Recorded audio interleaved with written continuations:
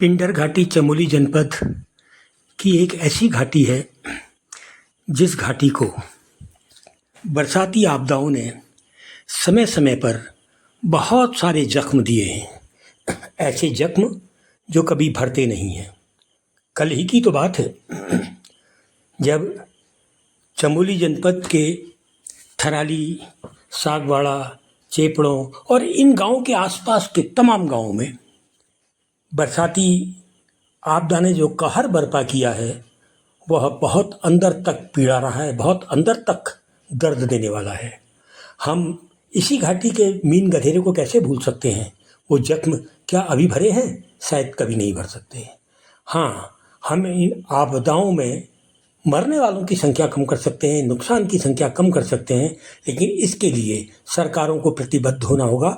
Vote की राजनीति से बाहर आकर प्रतिबद्धता दिखानी होगी और वो तमाम बसासतें जो नदियों के बाढ़ क्षेत्रों में हैं, पानी के निकास मार्गों के क्षेत्रों में हैं, उनको तो हटाना ही होगा। यदि हम उनको नहीं हटाते हैं तो निश्चित जानिए चेपड़ों जैसी दुर्घटनाएं, थराली जैसी दुर्घटनाएं, मीन गधेरे जैसी दुर्घटनाएं, चमोली जनपद में ही देवर खडेरा जैसी दुर्घटनाएं, उत्तराखंड की अगर हम बड़ी बड़ी दुर्घटनाओं को कहें, मालपा की दुर्घटना, कर्मी की दुर्घटना, जगथाना की दुर्घटना, तमाम ऊखीमठ क्षेत्र में चले जाइए, आप केदारनाथ को कैसे भूल सकते हैं? इन तमाम दुर्घटनाओं की अगर पुनरावृत्ति करनी है तो जो चल रहा है उसको चलने दीजिए। यदि नहीं, आदमी, माल और जान की थोड़ी भी परवाह है, थोड़ी भी चिंता सरकार को है, तो सरकार को प्रतिबद्धता दिखानी होगी।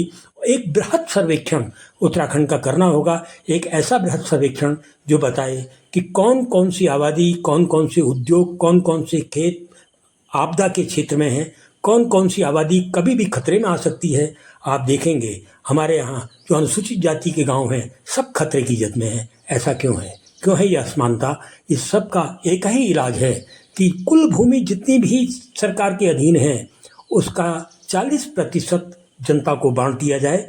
यदि 40% भूमि जनता को बांट दी जाएगी तो निश्चित रूप से जनता वहाँ नहीं जाएगी जो क्षेत्र कभी भी आपदा के शिकार हो सकते हैं। वो चेपड़ू का क्षेत्र हो सकता है, वो सागबाड़ा का क्षेत्र हो सकता है, वो थराली का क्षेत्र हो सकता है, कहीं का भी क्षेत्र हो सकता है। हम सबको उत्तराखंड में जितने भी पर्यावरण की चिंता करते हैं वो पर्यावरण की चिंता ना करें, बल्कि मनुष्य की चिंता करें, बल्कि यहाँ के समाजों की चिंता करें, यहाँ की थाट की चिंता करें।